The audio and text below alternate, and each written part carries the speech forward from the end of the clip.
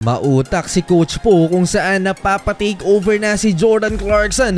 Malupit yung adjustment niya, napataas pa siya ng paa sa ginawa ni JC. LeBron James is finally back. Tapusin ang video ito para sa buong detalye ng pagbabalik ni LBJ. Still no Jalen Brunson for the New York Knicks kalaban ng Miami Heat. More minutes for Jordan Clarkson, more time to prove. Second of the back-to-back games kontra sa Heat at sa Miami naman ang aksyon. Nagsimula sa 3-point basket ni Miles McBride.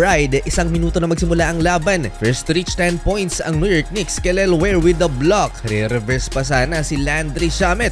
No Bam Adebayo, no Tyler Hero, no problem so far. Nakahabol ang Miami through their big man Kel'el Ware at nakalamang pa 13-10. Great start, 4 points, 5 rebounds and 1 block. Eto pa, nakapag-steal naman ng big man. Fast break, running dunk para sa 7-footer. 11-0 run. Miami nag-flex kay Landry Shamet ang 7-footer. No easy basket para sa New York Knicks ang napa-take over sa kanilang unang laban mga idol na si Karl-Anthony Towns. 0-4-4 so far. Ramdam nila ang swarming defense ng Miami Heat. Ang smallest player pa sa New York Knicks ang leading scorer si Deuce McBride with double figure scoring sa first quarter. Walang nakitalang punto sa first quarter si Jordan Clarkson and 5 minutes of playing time. 0-4-2 sa field si Kabayan. Habang sa Miami Heat, 2 players lang sa 8-man rotation ni Coach Po ang hindi nakapagtala ng puntos. 25-25 point Miami Heat lead end of first quarter. Nice cut and perfect execution ang ginawa ng New York Knicks. Nag-set ng screen si Landry Shamet at ipinasa naman ni Karl-Anthony Towns sa nag-cut na si JC. Next possession, JC returning the favor to Landry Shamet. Si Karl-Anthony Towns naman ang nag-set ng flare screen for a corner 3-pointer. Mangna ang New York Knicks Jordan Clarkson. He attacks the paint, absorbing the contact, layup yan at napasuntok pa si JC. Dapat daw may foul. Now they run their offense through Jordan Clarkson. Transition, napakagandang bounce pass ni JC kay Mikal Bridges and 1. Parehong second unit ang kumakana dito sa second quarter. Si Simone Fontecchio naman ang former teammate ni Jordan Clarkson sa Utah Jazz. Nagpakawala ng 3 tres, total of 9 points off the bench. Lamang na ulit ang Miami Heat 7-footer Kel'el Ware. 3-point shot sa harap ni Karl-Anthony Towns and cut. Wild missed dunk. Grabe yung talbog ng bola. Sunod-sunod ang transition points ng Miami Heat.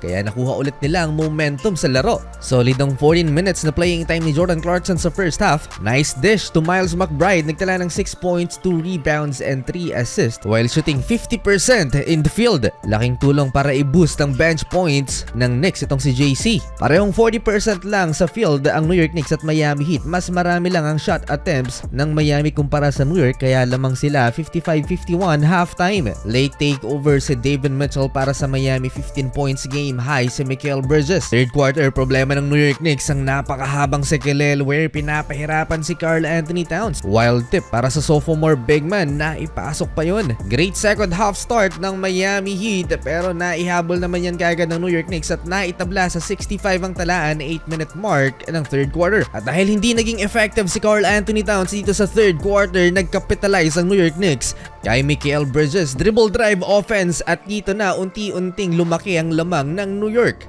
Napa-adjust na naman, napa-recalibrate na naman si Coach Po sa defense ng Miami para mapigilan si Mikal. Nag-stick sa zone defense ang Miami Heat pero mas lalong pressure ng Miami Heat ang mga guards naman ng Knicks. Balik sa dating game plan ng Miami Heat kanina sa first half, more on drive and kick at mas maraming tres ang kanilang pinakawalan. Meron lamang nag-iisang field goal sa third quarter si Jordan Clarkson, tough shot over Nikola Jovic. Sa long 2-pointer from the corner, tinapos ni Triple J ang third quarter. Lamang ulit ang Miami 83-82. Ito ang advantage ng walang superstar sa kupunan mga idol o kahit all-star man lang dahil hindi alam ng kalaban kung sino ang kakana dito sa Miami Heat. Lahat halos umaambag. Ang leading scorer pa ng Miami ay si Pelle Larsson na may 13 points at si Triple J wala pang nakaka-20 puntos. Pero anumang higpit ng depensa ng Miami, nalulusutan pa rin sila ni Jordan Clarkson. Back-to-back points by Jordan Clarkson at hindi mga easy shots yan mga idol.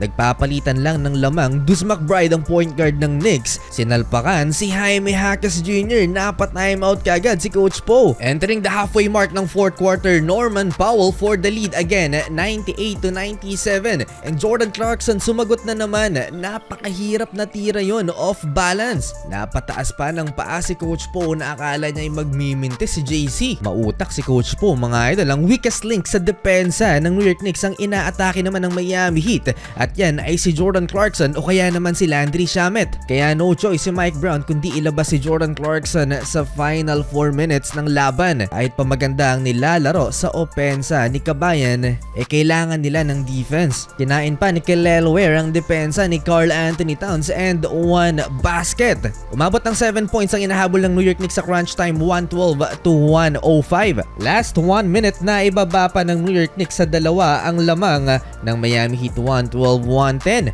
Yan ay nang nasa upuan na si Jordan Clarkson pero Norman Powell dagger shot para ipanalo ang Miami. Nakaganti na ang Heat. So nagbabalik na si LeBron James matapos ang ilang linggong pagpapakondisyon. Pero marami yata ang naimintis ni LeBron James sa kanyang practice. So ayon kay Shams Charania, questionable si LeBron James para bukas kontra sa Utah Jazz at sa home court ng Lakers mangyayari yan. Season debut sa madaling salita, game time decision si LeBron James. Excited ang lahat sa muling pagbabalik ni LeBron James. Currently may 10 wins and only 4 losses ang Los Angeles Lakers at pang-apat sa standings ng Western Conference. Nabi pa ni LBJ na parang newborn baby yung lungs niya dahil sa mahabang pahinga. Well, abangan natin ang season debut ni King James.